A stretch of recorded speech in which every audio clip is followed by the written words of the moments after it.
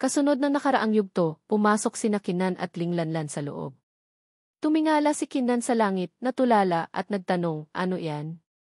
Sa sandaling iyon, isang grupo ng mga taong nakatakip ang mukha ang nasa kanilang harapan.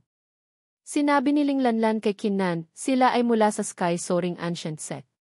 Hindi ko inasahan na ang malaking pagbabago sa Liu Forbidden Zone ay makakaakit maging sa pinakamisteryosong Supreme Daoism sect na ito. Naisip ni Kinnan sa mga Dao-seeking method na aking napag-aralan. Ang mga pamamaraan na lang mula sa Sky-Soaring Ancient Sect at 9 Palaces Golden Immortal Sect ang kulang para makumpleto ko ang Dao-seeking methods ng 13 Supreme Daoism sects. Ikinumpas ni Kinnan ang kanyang kamay at sinabi kay Linglanlan, tara na rin. Naisip niya, sa kaguluhan ngayon, mas maliit ang tsansang matuklasan nila tayo. Ngunit, lingid sa kaalaman ni Kinnan, may isang babae sa likuran na nakatingin sa kanya. Naisip nito, sa wakas, natagpuan din kita. Tingnan natin kung anong sorpresa ang maibibigay mo sa akin sa pagkakataong ito. Paglipat ng eksena, sa pasukan ng isang sinaunang puno. Sumisigaw ang grupo ni 8 Brilliance Demon Monarch. Hey! Yung damuhong Kinnan na iyon, hindi naman siguro niya tayo nakalimutan, di ba? Pinakalma siya ni Monk Yuan-J, Amitabha. The West Friend 8 Brilliance, huwag kang mainip. Habang umiiyak siya ng husto, dumating si Kinnan. Sinabi niya sa grupo, nakabalik na ako. Nagliwanag ang mga mata ni 8 Brilliance Demon Monarch at sinabing, sa wakas, dumating ka na rin. Sumagot si Kinnan, paumanhin. Nga pala, nagbago ang plano. Balak kong pumasok sa kaloob-looban ng Liu Forbidden Zone. Kung ayaw ninyong sumama, ayos lang. Mapanganib ang paglalakbay na ito. Sinabi ni Monk Yuan-J kay Kinnan, the West Friend Kinnan, magkakapatid tayo. Kung gusto mong pumasok sa kaloob-looban ng Liu Forbidden Zone, syempre sasamahan kita. Sumang-ayon si Kinnan, sige. Maaari kayong huminto anumang oras. Anuman ang mangyari, hindi ko kayo sisisihin. Sa sandaling iyon, 5 sinag ng liwanag ang bumagsak mula sa kalangitan. Itinuon ng grupo ni Kinnan ang kanilang buong atensyon sa itaas. Bulalas ni 8 Brilliance Demon Monarch, 5 inheritance ang lumitaw. Isang hakbang ka na lang mula sa pagiging isang heavenly immortal. Sakto, maaari mong gamitin ang mga lupaing ito ng inheritance para umangat sa heavenly immortal level. Sa ganoong paraan, magiging mas madali ang pagpasok mo sa kaloob-looban ng Liu Forbidden Zone. Agad na sumang-ayon si Kinnan, tama ka. Saang lupain ng inheritance tayo pupunta? Nagsalita si Monk Yuan-J, nagkataon lang na pinag-aaralan ko ang isang Buddhist karma teknike na kayang hulaan kung aling lupain ng inheritance ang pinakamakabubuti para sa atin. Pagkatapos, isang tansong salamin ang lumitaw sa harapan ni Monk Yuan-J. Mula rito, isang sinag ng gintong liwanag ang lumipad palabas. Sinundan ito ng tingin ni Monk Yuan-J at masayang sinabi, ang lupain ng inheritance na dapat mong puntahan ay nasa Timog Silangan. Nagdududang nagtanong si 8 Brilliance Demon Monarch, Hoy Kalbo, mapagkakatiwalaan ba iyang teknike mo? Tiniyak ni Monk Yuan-J, syempre naman, ngunit sa isip-isip niya, kahit na ito ang unang beses kong gamitin ang teknike na ito, sa angkin kong talento, siguradong walang magiging problema. Paglipat ng eksena, sa isang dambuhalang hukay. Isang grupo ng mga tao ang papalapit. Naroroon na si Long Xuanling at ang kanyang mga kasama. Nakita sila ni Blood Eye at sinabi kay Kinnan, grupo ni Long Xuanling yan. Napabuntong hininga si Kinnan, talagang makitid ang landas ng magkakaaway. Sa sandaling iyon, dumating si Lu Zaoming kasama ang kanyang nakatatandang kapatid na babae, si Lu Qingyin at ang kanilang mga tauhan. Magalang na sinabi ni Long Xuanling sa babae, kaya pala mga Daoist friends mula sa Immortal Spirit Clan ang naparito. Tiningnan ni Kinnan ang babae at naisip, kahit na ang cultivation niya ay nasa peak Earth Immortal Realm din, mayroong bakas ng isang sinaunang aura sa kanyang katawan. Posible kayang ito ay isang uri ng sinaunang inheritance? Pinaalalahanan ni Monk Yuan-J si Kinnan, si Lu Qingyin ay isa sa mga henyo ng Immortal Spirit Clan. Sa murang edad ay nagising na niya ang Immortal Spirit Body. May mga bali-balita na malapit nang mag-breakthrough muli ang kanyang fisike. Hindi talaga siya maaaring maliitin. Muling nagtanong si 8 Brilliance Demon Monarch kay Yuan-J, ito ba ang pinakamakabubuting lugar na hinulaan mo, bata? Nandito si Long Xuanling at ang Immortal Spirit Clan. Sa tingin mo ba hindi pa tayo sapat na mabilis mamamatay? Sa sandaling iyon, nagsimula na namang magyabang si Xiu Shenliang. 8 Brilliance, takot ka na ba? Huwag kang mag-alala. Pagdating ng oras, sumunod ka lang sa likod ko. Sina Long Xuanling at Lu Qingyin? Mga langgam lang yan. Walang dapat ikatakot. Naggalit ng ngipin si 8 Brilliance at naisip, nagsisimula na namang magyabang ang batang ito. Kapag dumating na talaga ang oras na iyon, siguradong mas mabilis pa siyang tatakbo kaysa kaninuman. Itinuon ni Lu Qingyin ang kanyang tingin sa kinaroroonan ni Qinnan at sinabing, mga Daoist friends dyan sa itaas, hindi nyo na kailangang magtago. Bumaba na kayong lahat. O baka naman gusto nyong ako pa mismo ang umakyat para imbitahan kayo. Naisip ni Qinnan, gaya ng inaasahan sa walang katulad na henyo ng Immortal Spirit Clan, napakatalas ng kanyang pakiramdam. Sinabi ni Blood Eye kay Qinnan, dahil natuklasan na tayo, hindi na natin kailangang magtago pa. Agad na lumipad pababa mula sa gilid ng bundok si Qinnan at ang kanyang mga kasama. Mabilis silang lumitaw sa harapan ni Lu Qingyin.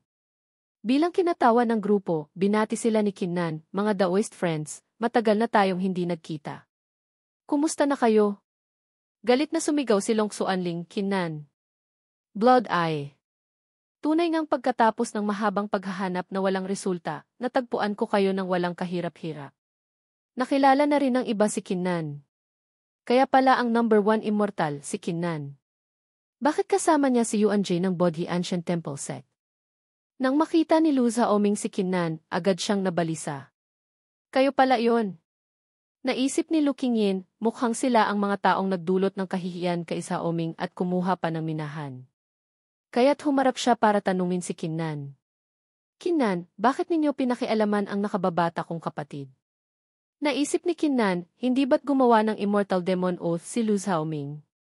Paano niya nalaman na kami ang may gawa? Pagkatapos ay itinanggi niya ang sariling isip, hindi mali. Kahit pa isang Nine Heaven Supreme ang gumawa, matatagalan bago mabura ang Immortal Demon Oath. Mukhang nahulaan niya lang ito base sa pagbabago ng ekspresyon sa mukha ni Lu Zaoming. Kaya't sinabi niya, ang kapatid mo ay naging mayabang at hindi marunong lumingon sa kanyang pinanggalingan. Tinuruan lang namin siya ng leksyon para sa iyo. Nagtanong si Lu Qingyin, kung ganoon, dapat ba akong magpasalamat sa iyo, Daoist friend Qinnan?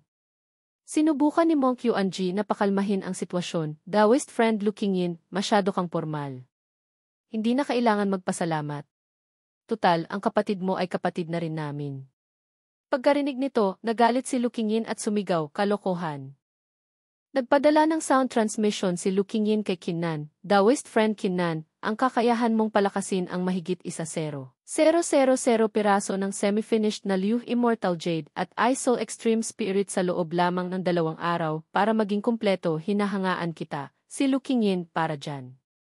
Nang marinig ito, agad na itinanggi ni Qinnan ang paratang, wala akong ganyang kakayahan. Kinuha ko lang ang lahat ng mga semi-finished na piraso. Nang makita ni Long Xuanling na nag-uusap lang ang dalawa, nagalit siya at sumigaw, hoy. Pinapansin niyo pa ba ako? Tumawa ng malakas si Blood Eye. Ha ha ha. Pasensya na, pero hindi talaga. Nagpalabas ng Immortal Force si Long Xuanling mula sa kanyang kamay at sinabing, puro salita na lang ba kayo ngayon? Papatayin ko kayong lahat ngayon din. Mamatay na kayo. Pagkasabi nito, inutusan niya ang kanyang mga tauhan na salakayin ang grupo ni Qinnan. Nagpaalala si Lu Qingyin, Daoist friend Qinnan, sa level ng cultivation ninyo, mahihirapan na kayong harapin ang ilang heavenly immortals na ito. Kung ayaw mong kumilos kami, sabihin mo ang sikreto mo sa pagpapalakas ng mga semi-finished na item. Pagkasabi nito, naghanda na rin siyang umatake. Nag-aapoy sa galit, sinabi ni Qinnan, sinabi ko na, ang kinuha ko ay mga semi-finished na piraso. Agad niyang ipinatawag ang kanyang Dao weapon, ang Heaven Repairing Cauldron. Inihagis niya ito pasulong at sumigaw, Mingwang, labas. Nang makita ni Lu Zaoming ang Heaven Repairing Cauldron, napasigaw siya, isang Dao weapon. Dahil dito, ang grupo ni Long Xuanling ay mabilis na tumalon paatras para umiwas. Sa kabilang banda, buong tapang ding sumugod ang grupo ni na Monk Yuan Ji at Xiu Shenliang. Si Blood Eye at 8 Brilliance Demon Monarch ay handa na ring sumali sa laban. Sumugod sila para atakihin si Long Xuanling at sinabing, hindi lang si Kinnan ang kalaban ninyo. Sinabi ni Lukingin kay Kinnan, dahil ayaw mong sabihin, huwag mo akong sisisihin kung hindi ako magiging magalang. Pagkasabi nito, iwinasiwas niya ang kanyang kamay at nagpakawala ng isang sword beam na direktang tumama sa Heaven Repairing Cauldron at kay Ming Wang na nagpapahinga sa loob. Mabilis na tumalon paatras si Kinnan para umiwas. Naisip niya, ang lakas ng babaeng ito ay talagang hindi maaaring maliitin. Naisip ni Blood Eye, may kabuang 18 Heavenly Immortal Experts at mahigit 20 Earth Immortals ang Immortal Spirit Clan dito. Ang sitwasyon ay dehado para sa atin. Sinabi ni Lu Xiaoming, Desi. Iyan ang kabayaran sa pangangahas ninyong galawin ako. Kapag natalo na kayo, sisiguraduhin kong ibabalik ko lahat ng sakit na dinanas ko noon. Sa sandaling iyon, ginamit ni Kinnan ang kanyang teknik na Great Dragon Overwhelming the Heavens. Agad na tumalsik sa pader ang ilang miyembro ng Immortal Spirit Clan. Muling sumigaw si Lu Xiaoming matapos matamaan, paano nangyari to? Isa lang siyang Peak Earth Immortal Cultivator. Napabulala si Lukingin talagang hindi inaasahan. Nagpaalala si Long Xuanling sa iba, matagal nang muling binuo ni Kinnan ang kanyang Dao Foundation. Mga Daoist friends, mag-ingat kayo. Napabuntong hininga si Lukingin, kaya pala hindi ka natatakot, Daoist friend Kinnan. Ngunit gaano man kalakas ang iyong combat power, isa ka pa ring Peak Earth Immortal Cultivator. Sa kabilang banda, isang matanda ang sumugod na may dalang espada para atakihin si Kinnan at sumigaw, Kinnan, mamatay ka na. Ang sword beam ng matanda ay direktang tumama kay Kinnan. Tinawag ni Kinnan ang nilalang na nasa loob ng Heaven Repairing Cauldron, Ming Wang. Inilabas ni Ming Wang ang kanyang ulo at sumigaw, hindi pa bulag ang haring ito. Hindi mo na kailangang paalalahanan ako. Pagkatapos ay ibinuka niya ang kanyang malaking bibig. Isang bola ng apoy na puno ng spiritual energy ang agad na bumaril patungo sa matanda. Nang makita ito, lumikha ang matanda ng isang lotus flower para harangin ito, ngunit sa isang iglap ay tinagos ng bola ng apoy ang lotus flower. Gulat na sumigaw si Lu Xiaoming, ano ba talaga ang Heaven Repairing Cauldron na yan? Bakit ganyan katindi ang kapangyarihan nito? Kalmadong sinabi ni Lukingin, ano nang ikinatatakot niyo? Ang Dao Weapon na iyan ay nangangailangan ng napakaraming immortal force para makapagpakawala ng malakas na atake. Kaunti na lang ang immortal force nila. Hindi na kailangang matakot. Samantala, puno na ng dumi ang mukha ni Eight Brilliance Demon Monarch. Humihingal siyang nagsabi, peste. Bakit ang dami ng tao mula sa Immortal Spirit Clan? Sumang-ayon si Mong Qianjie, Daoist friend Kinnan, hindi kami lumalaban ng husto, sadyang napakarami lang talaga ng kalaban. Nang marinig ito ni Ling Lanlan, agad siyang nagpadala ng Immortal Force at sinabing, hayaan ninyong dagdagan ko ang Immortal Force ninyo. Agad na napunuan muli ng Immortal Force sina Eight Brilliance Demon Monarch at Mong Qianjie. Tuwang-tuwang sumigaw si Eight Brilliance Demon Monarch, Hu! Pakiramdam ko na buhay ako muli. Pagkatapos ay pinuri niya ang dalaga, lamlam, magaling. Mayabang na sumagot si Ling Lanlan, DC. Siyempre naman. Puno ng lakas, sinabi ni Eight Brilliance Demon Monarch sa lahat, hahaha. Tanggapin niyo to. At parang isang mabangis na hayop, sumugod siya at pinatakbo ng walang direksyon ang mga miyembro ng Immortal Spirit Clan. Maging si Long Xuanling ay napilitang sumigaw, peste. Masayang sinabi ni Mong Qianjie, kung wala na tayong dapat alalahanin, makakalaban na ako ng todo. Nagliwanag ang kanyang mga mata. Pagkatapos ay ginamit niya ang kanyang Buddhist technique, ang Heaven and Earth Purifying Buddha Art. Lahat ng malapit sa kanya ay agad na natalo. Medyo nagulat si Lukingin at sinabi, Daoist friend Kinnan, hindi ko inaasahan na mayroon ka ring Dao Spirit. Ngunit hindi pa rin sapat ang mga ito.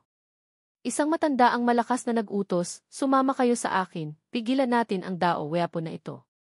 Ang iba, asikasuhin ninyo si Kinnan. Dahil dito, sabay-sabay silang sumugod para tapusin si Kinnan. Agad na inilabas ni Kinnan ang kanyang heaven-shattering saber. Iwinasiwas niya ito ng buong gaan, humihiwa habang gumagalaw. Masasabing napakakinis ng kanyang mga galaw. Ang ginamit ni Kinnan ay ang saber-suppressing Dao Art. Sumigaw ang mga kalaban, napakalakas. Ito ba ang lakas ng number 1 immortal? Sabi naman ng isa, ano nang ikinatatakot nyo? Marami tayo, hindi ba't maubusan din siya ng lakas? Ngunit sa sandaling ito, ipinakita na ni Keenan ang kanyang battle armor, ang Scarlet Gold Battle Armor. Hindi man sigurado kung gaano ito kalakas, sapat na itong magbigay ng proteksyon. Itinaas ni Keenan ang kanyang heaven-shattering saber at ginamit ang War Dao Immortal Codex at ang Kyongyu Taihu ang scripture. Nagulat na nagtanong si Lu Qingyin, 2 Dao Seeking Method. Sa sandaling iyon, isang miyembro ng kalaban ang nakakita kay Keenan na sumusugod dala ang kanyang saber at mabilis na ginamit ang kanyang Holy Spirit Body na nagbukas ng isang protective barrier. Nagpadala ng sound transmission si Lu Qingyin kay Keenan, Daoist friend Keenan, mukhang minamaliit kita. Dahil umabot na sa ganito ang sitwasyon, oras na para ako naman ang kumilos. Sakto sa sandaling iyon, ang malaking tarangkahan, Great Gate, sa gilid ng bundok ay bumukas, na nagdulot ng malalakas na pagyanig. Sumigaw ang mga tao, bumukas na ang tarangkahan. Bilisan natin, pumasok na tayo sa loob. Nagsimulang mag-alinlangan si Lu Qingyin kung itutuloy ba ang pagharap kay Keenan o papasok na muna sa loob. Sa sandaling iyon, isang aso ang lumabas mula sa loob ng tarangkahan. Nagangalit itong sumigaw, isang grupo ng mababahong langgam, naglalakas loob kayong mag-ingay dito. Nang makita ito, natulala si Lu Qingyin at sinabing, iyan ay ti. Ang iba ay nautal ding nagsabi, ang nine-headed moon swallowing hound. Napabulala si Lu Qingyin, ang lakas ng nine-headed moon swallowing hound na ito ay umabot na sa hegemony level. Tiyak na hindi natin siya basta-basta matatalo. Inilabas ni Mingwang ang kanyang ulo at nagsabi, mukhang hindi simple ang lupaing ito ng inheritance. Nag-aalaga pa sila ng isang mixed blood beast. Sa sandaling iyon, ibinuka ng nine-headed hound ang bibig nito at mga bola ng kidlat ang namuo dito. Natakot ang mga tao at sumigaw, naku, hindi maganda to. Takbo! Tinamaan din si Keenan ng atake ngunit madali niya itong naiwasan. Nagtaka si Keenan, hindi ba't isang hegemony level beast ang nine-headed hound na ito? Bakit ang atake niya ay 2 o 3 beses lang na mas malakas kaysa sa isang peak heavenly immortal? Mabilis na umikot si Lu Qingyin sa kinaroroonan ng aso at sumigaw, mga Daoist friends, huwag kayong magpanik. Ang nine-headed hound na ito ay malubhang nasugatan. Ang lakas niya ay hindi na tulad ng dati. Kailangan lang nating magtulungan para supilin siya. Pagkatapos ay lumingon siya kay Keenan at nagtanong, Daoist friend Keenan, Daoist friend Long Xuanling, nasa harap natin ang kalaban. Bakit hindi muna natin isantabi ang ating mga alitan at magtulungan para harapin ang nine-headed hound? Sumang-ayon si Keenan, sige. Ngunit, papayag ka bang makipagtulungan sa amin, kamahalan Long Xuanling? Sumagot si Long Xuanling na may anyong matuwid, hindi ako ang tipo ng tao na hindi marunong mga tuwiran. Kung ikaw ay nangahas na pumayag, bakit naman hindi ako? Sumang-ayon si Lu Qingyin, sige. Ngunit kung may sinumang hindi lalaban at gusto lang makinabang pagkatapos, huwag niyo akong sisisihin kung hindi ako magiging magalang. Dahil dito, sabay na sumalakay sina Long Xuanling at Lu Qingyin sa nine-headed hound. Ang grupo ni Keenan, Ling Lanlan, Monk Yuanjie, at 8 Brilliance Demon Monarch ay sumugod din para makakuha ng ilang tama. Sumigaw ang nine-headed hound, isang grupo ng mababahong langgam, gusto niyo na bang mamatay? Pagkatapos, tumubo ang siyam niyang ulo, gaya ng kanyang pangalan, at sumabog ang kanyang kapangyarihan. Ibinuka nito ang bibig at sabik na sinabi, dahil kusa kayong nag-alay ng sarili bilang pagkain, hindi na ako magiging magalang. Nagpaalala si Lu Qingyin, Daoist friend Keenan, sa ating cultivation level, ang pumatay sa kanya ay parang pananaginip ng gising. Ngunit, mayroon akong isang paraan, kailangan ko lang ng tulong ninyo. Mabilis na sumang-ayon si Keenan, walang problema. Tiyak na ibibigay namin ang aming buong suporta. Nagsimulang gumawa ng hand seal si Lu Qingyin at sumigaw, Immortal Spirit Body, Jade Frame Sacred Mountain. Agad na isang bundok ang lumitaw mula sa langit at bumagsak sa ulo ng nine-headed hound.